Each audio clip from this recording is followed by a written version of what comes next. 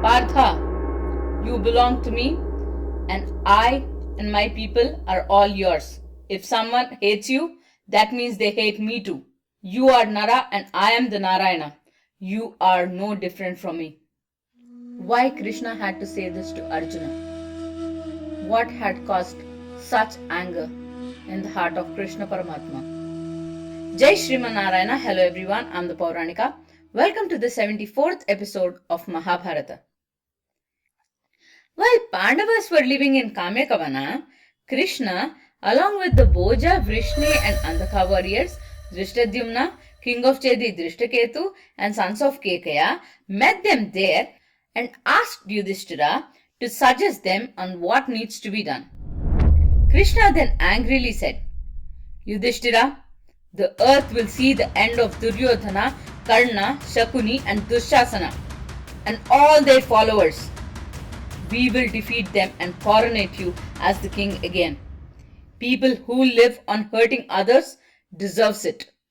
Arjuna sensed that Krishna was fuming in anger. The Paramatma appeared like a volcano that's about to turn the whole world into ashes. Arjuna pacified Krishna in many ways. Then Krishna said, Partha, you belong to me, and my people and I are all yours. If someone hates you, that means he hates me too. If someone respects you, that means they are respecting me too. You are Nara and I am the Narayana. You are no different from me. The kings around were surprised and amazed at Krishna's words. Then Draupadi came to Krishna and said, Krishna, I learned from Devala that you are the creator of this world.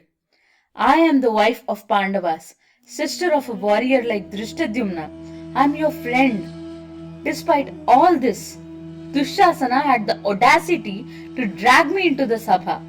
When I was dragged into the Sabha with clothes drenched in my period, the evil Dhartarashtras and Karna laughed at me. What is the use of Arjuna's Gandiva, Bhima's valor?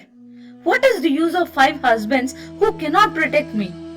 How is Duryodhana still alive after what he had done to me?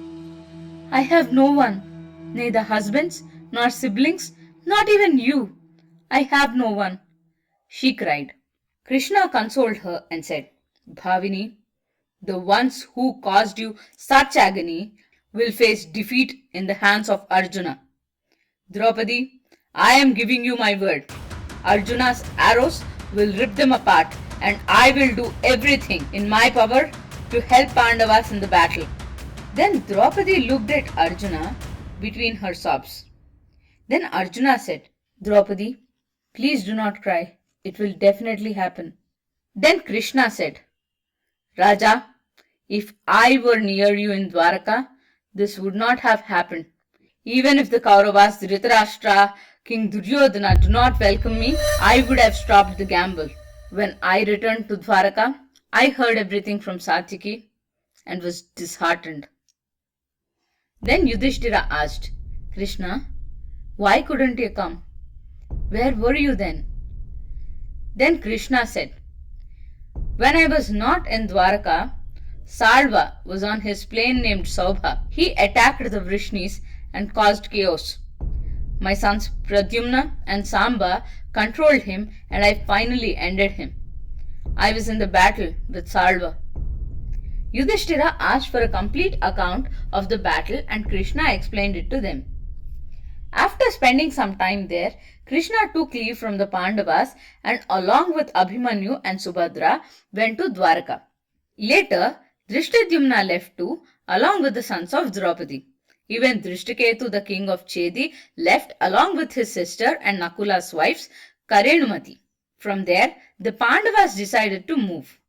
Yudhishthira asked his brothers to suggest an ideal place abundant with resources and a house to many learned sages. Then Arjuna suggested that Dvaitavana meets all their requirements and the Pandavas along with their priest Dhaumya, Draupadi and many other Brahmanas shifted there. Later, Sage Markandeya visited Pandavas and said that he remembered the mighty Sri Ramachandra upon seeing Yudhishthira and suggested him to stick to Dharma like Rama even in hard times. Then one day, Draupadi expressed her discontent through Yudhishthira. Maharaja, I don't think Duryodhana has any remorse for his actions. Despite seeing your brothers, mighty Bhimasena, invincible Arjuna, valorous Nakula and Sahadeva facing such hardships, despite seeing me in this state, you aren't getting angry. Why is our plight not bothering you? I want to tell you about a conversation that took place between Bali and his grandfather Prahlada. Once, Bali, son of Virochana, asked his grandfather Prahlada to tell him which is superior, tolerance or aggression. To which Prahlada said that neither of them are right every time. Sometimes it is wise to be tolerant and sometimes it is wise to fight back. A person who is always soft-spoken and tolerant towards the mistakes of others will not be respected even by his own servants, and they would resort to such acts that would hurt their king. If the king is weak and soft, his deputies and workers will start looting his kingdom. Being insulted by your own servants is the worst thing that can happen to a person. Such king will be exploited anyway by his opponents. He will also be insulted by his sons, servants, and even by such people who can't take a side. While these are the consequences a tolerant man needs to face, there are a set of issues which an aggressive ruler will face too. A person whose heart is full of anger loses his ability to differentiate between right and wrong, and he will end up hating and fighting his own friends and family. He will garner hatred from his own people and will ultimately fall from his wealth. Therefore, a person must not be either tolerant or aggressive. He has to choose his reaction based on the situation. Neither of these traits must define the person. They should be such emotions which he needs to choose as and when needed. In our case, Yudhishthira, Duryodhana caused such great agony to us. This is the time to fight back, but not to be tolerant.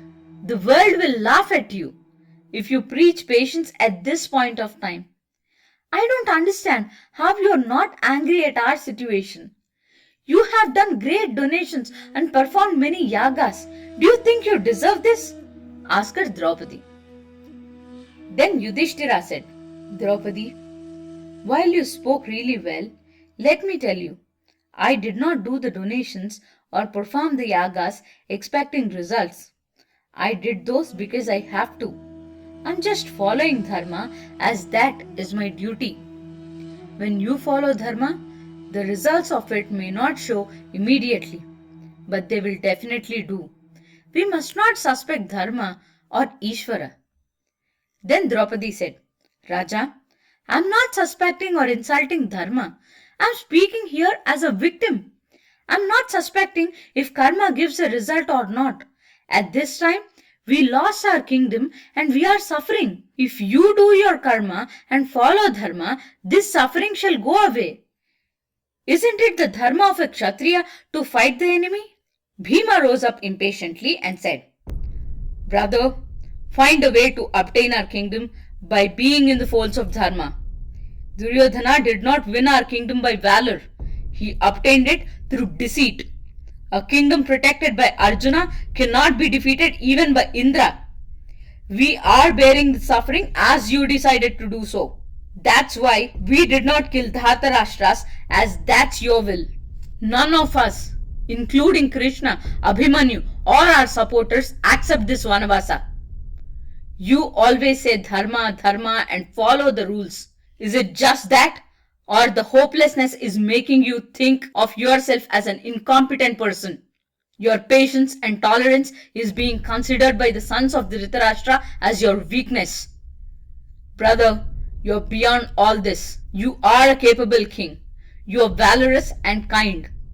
You are intelligent enough to foresee how we are being perceived by the people. War is the dharma of a Kshatriya. Get ready to attack Hastina along with us today.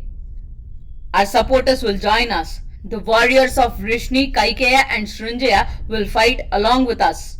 Let's attack Hastina and get our kingdom back. Then Yudhishthira said, Bhimasena, though the truth you uttered is heartbreaking, I won't accuse you. It is my unethical act that had put you all in this position. That day, when Shakuni was winning bet after bet and the dice is rolling on his command, I could have stopped playing. But I didn't, owing to the same anger. Duryodhana could have sought peace, but he didn't, due to the anger. That day in the Kaurava Sabha, I promised that I would go to 12 years of Vanavasa and 1 year of Ajnatavasa if I lose the game. Now, even for rule over the entire world, how can I break my promise? I seek Dharma above everything, said Yudhishthira. Upon understanding Yudhishthira's dilemma with his divine vision, sage Vyasa came to the forest. He took Yudhishthira aside and said, Yudhishthira, I will give you a vidya with which you can get closer to any god. Your time of growth has started. Teach that vidya to Arjuna. With that vidya, he can do great tapasya and obtain great weapons. Realize that Arjuna is the ancient sage Nara who was a friend of Narayana. There is nothing that Arjuna cannot achieve, and there is no one whom he cannot defeat. Bhishma, Drona, Kripa and Karna might be greatest warriors, but Arjuna can alone defeat the enemies in the battlefield.